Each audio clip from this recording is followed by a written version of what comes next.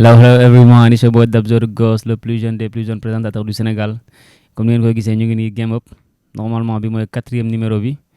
Game Up ni ma leen ko waxee c'est une émission boo xam ne nii on n'aime pas faire ce que les gens font, on aime diversifier dem jël yeneen gars yu nekk yeneen univers waxtaan ak ñoom.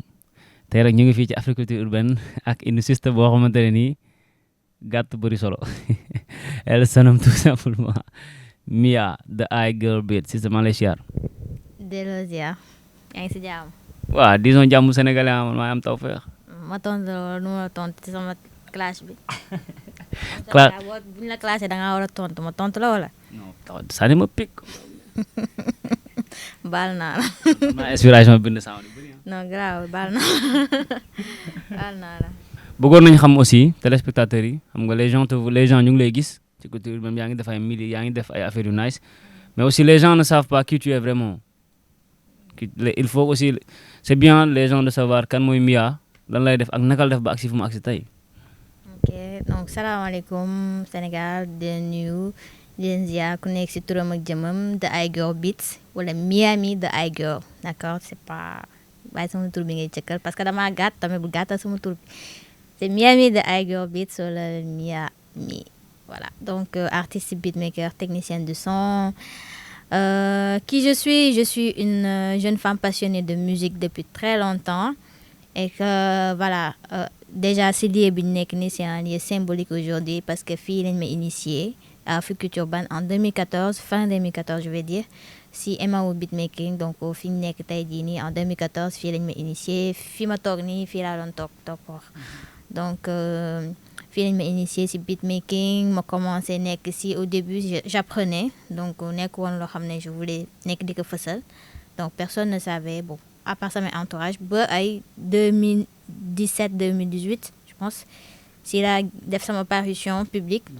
génne benn beat tape bu tudd Ndiamban tape the beat tape donc bokk na si premier beat tape yi existé fii Sénégal mu nekkoon 10 titres yoo xam ne dama ko génne woon maye ko pour faire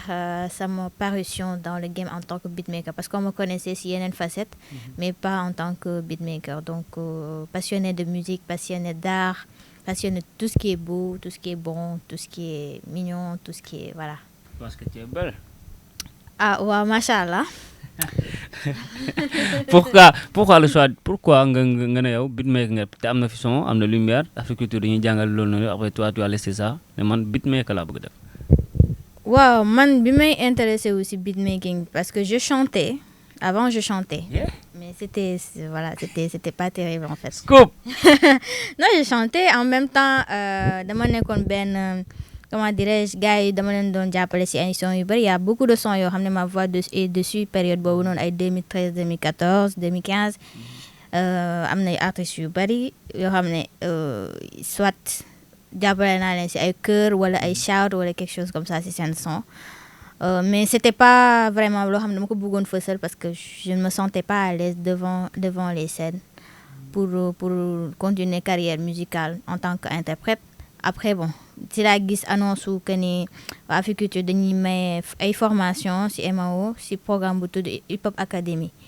donc il y avait d'autres disciplines comme ay DJing écriture rap graffiti je pense et MAO m'a intéressé parce que période boobu tamit maa ngi soog a nekk en contact avec des gens ci liggéey ci studio comme Boss Beat ak Alioune Douba léegi man je voulais savoir comment créer de la musique pour créer ma propre musique pouvoir créer ma propre musique et chanter. Donc c'était ça le deal en fait. Mais nekkul ne je pouvais parce que man en même temps j'écrivais mais création de musique dafa nekkoon loo xam ne daf ma mësoon intéressé je me demandais mais comment on fait de la musique et quand j'ai découvert ay nit di ko def ça m'a intéressé et je me suis dit que dama koy jéem a essayer def voilà. yaa ngi koy def. waaw léegi maa ngi koy def macha allah. on va parler aussi de Ndiagamar Group parce que mu ngi def affaire yu nice Sénégal mu ngi former ay jeunes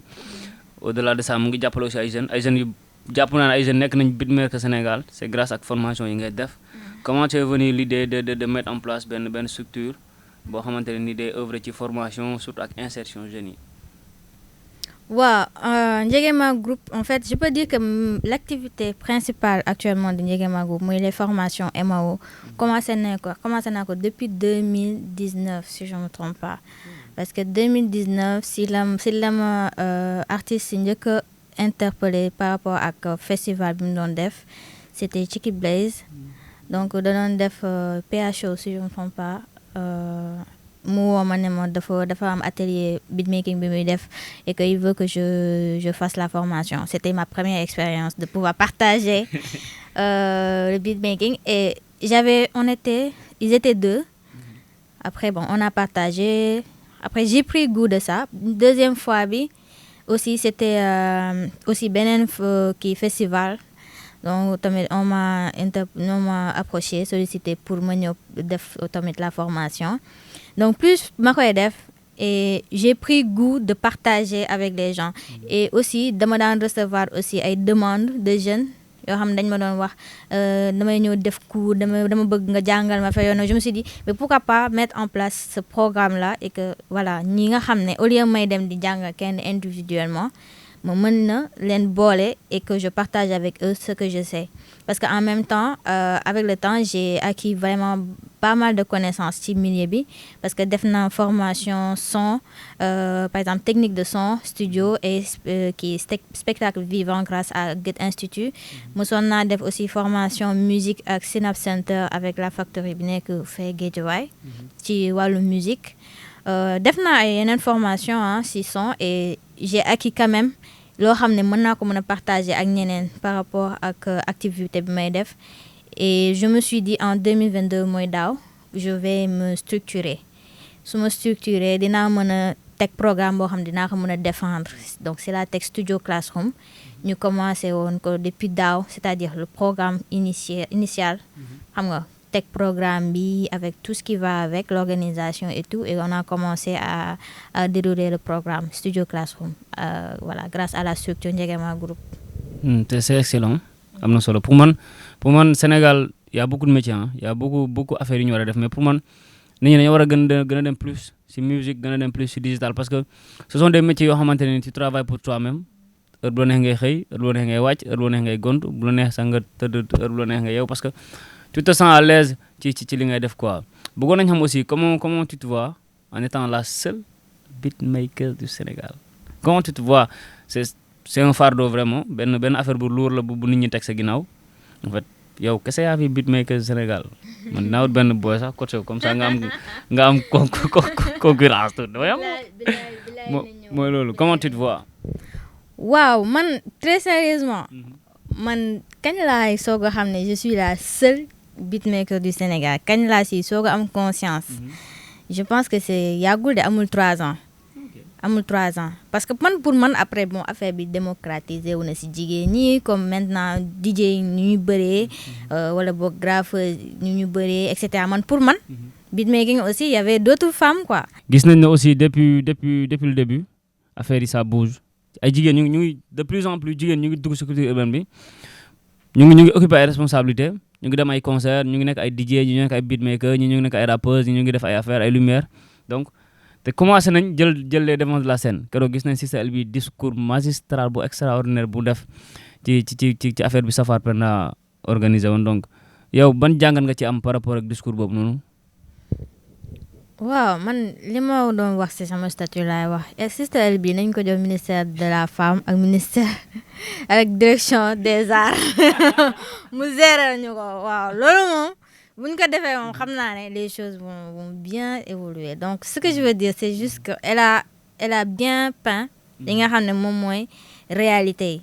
C'est-à-dire c'est vrai il y a des femmes yoo xam ne am nañ ay projets yu pertinents, am nañ benn volonté d'action si culture urbaine bi, et malheureusement voilà amuñu jàppale bi war, parce que les hommes aussi benn instant dañuy ragal ne bu ñu la jàppalee rek c'est parce que yow tamit en tant que jigéen tu penses que ni y a quelque chose derrière, wala ñu jàpp ne suñu la jàppalee dañuy wax ne non li mu nekk jigéen moo tax ñu jàppale ko. Donc du coup bon je ne veux pas me mettre à votre place, mais je me dis que ni ku ñëw ànd am projet bu pertinent nga nekk góor wala jigéen su fekkee ne xam nga ni projet bi boo si jàppee day dem jàpp si muy góor ak muy jigéen en fait tu vois donc Sister bi ce qu'elle disait c'était par rapport ak la gestion par exemple ci fonds de culture urbaine parce que ça parlait de ça que ni gars yi ils disent que ñoom ñu ngi recommander les candidatures féminines tu vois des femmes yoo xam ne dañuy dem teg projet bon déjà man xaw ma lan moo tax on prend pas parce que moi j'en fais partie on n'a pas pris mon projet il y a pas de retour et ça je déplore parce que la moindre des choses nit bu ñëwee liggéey xamoo ñaata temps la liggéey projet am ñëw déposer même bu fekkee ne c'est 1000 personnes c'est toi qui as demandé à avoir plus de candidatures donc ku ci nekk bu fekkee ne jël nga sa temps nga lire projet am boo koy nangu di nga ko wax ne nangu nga ndax tu as pris les critères su fekkee ne tamit jëloo projet am nga ne ko lii ak lii ak lii moo tax jëluñu sa projet kooku mën a fagaru beneen yoon tu vois mais il y a des femmes yoo xam ne ici avant ou après le fonds elles font des activités mais elles ne reçoivent pas d'appui financier par rapport ak subvention yooyu noonu et c'est déplorable et le fait que ne la gestion des fonds aussi ñi nga xam ne jigéen ñi ñoo xam ne jot nañ ci fonds yi à chaque fois dañuy def 100% de réussite et 100% d'utilisation de leur budget contrairement aux hommes yoo xam ne yaa ma gën a xam ñi takk nañ ci jabar ñi ut ay clan takk jabar ci fond bi waaw teg ay clando ñi en fait la plupart du temps dañuy dem di investir ci yeneen secteurs yu dul ci hip hop bi donc elle a soulevé vraiment des points yoo xam ne ay points yu sensibles la mais ay points yoo xam ne moo ñu permettre ñu xam viabilité fonds bi en fait parce que man ce que j'ai compris mooy depuis que le fonds est là activité culturelle dañoo gën a wàññeeku qu'on se dise la vérité voilà les showcases wàññeeku nañ concerts yi wàññeeku nañ après on va me dire Covid mais Covid bi jeex na tu vois ñun ñu ngi nekkaat ci seen activité donc pourquoi ba léegi on n'arrive pas à avoir même fougue bi ñu amoon ci culture urbaine bi entre 2014 2015 ba 2017 2018 en fait pourquoi on a plus donc pour yow fond bi dafagul li war vraiment non fond bi def na lu war mais ñun est-ce que def nañ ko en fait c'est-à-dire ñu jot parce que tamit elle a dit quelque chose boo xam ne tamit nous tous on l'a dit c'est-à-dire képp koo xam ne jot nga ci fond bi ren déwén nga bindaat pour jotaat ci fond bi ça veut dire que yow y a un problème parce que fond bi subvention la déjà joxuñu la ko parce que activité bi lañuy jàppale mais c'est l'entreprise qu'on veut pousser pour que mu mën a am départ bu fekkoon amoon départ la nekk mu am départ bu fekkoon ne dafa nekk ci en pleine évolution mu gën a am doole pour évoluer donc logiquement ku am ren ak li ngay am parce que da ngay gis koo xam ne 1 million lañ koy jox très franchement 1 million ça sert à rien tu vois c'est beaucoup mais c'est pas beaucoup en fait pour certains projets donc aussi voilà affaire bi dafa da ngay xaw a jiixi jaaxa daal donc mais logiquement koo xam ne jot na yenn somme yu conséquents yi par rapport à un projet ak lu mënti doon déwén nga ñëwaat di laajaat après déwén nga ñëwaat di laajaat donc ça veut dire que le fonds benn instant a failli par rapport ak kii yu mu amoon voilà donc fonds bi def na ay millionnaires Sénégal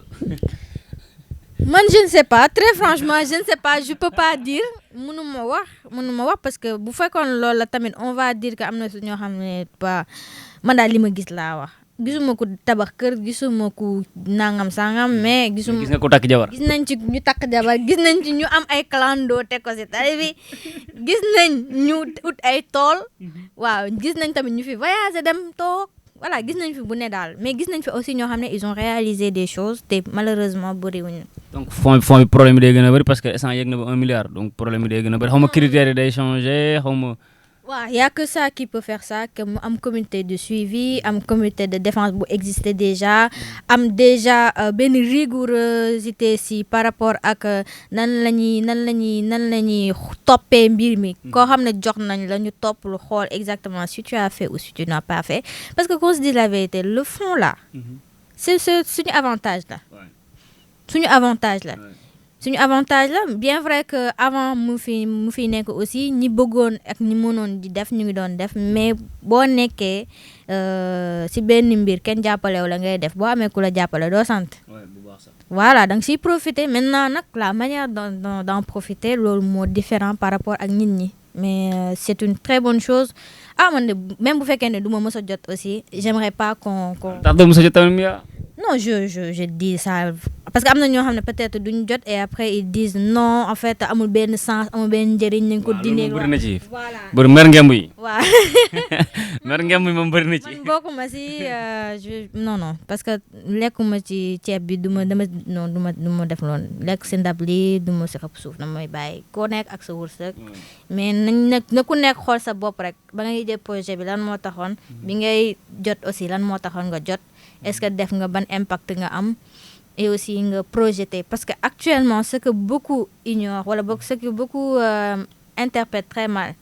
mooy dañ jàppee seen bopp ay structures duñu ay structures ce sont des entreprises ce sont de petites entreprises parce que ñu si bëri amuñu woon sama zange amuñu woon amuñu woon statut juridique il a fallu que ñu dem créer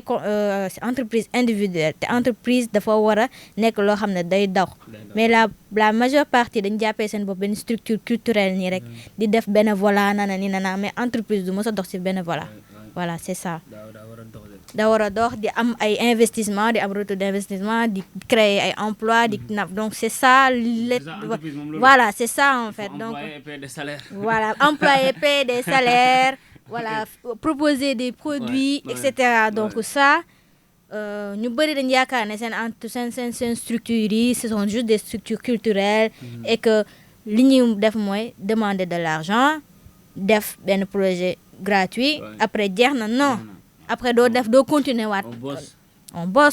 bosse sans avec ou sans fond on doit bosser.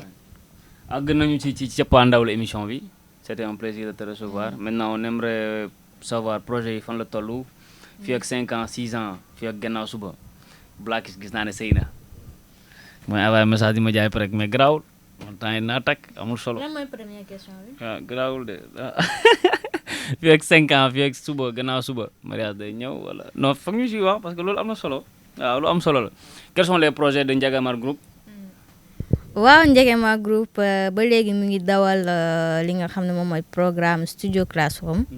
bëgg nañ ko gën a yaatal offrir yeneen service parce que man voilà yoruma structure j'ai une entreprise voilà j'ai une entreprise donc yoruñu structure.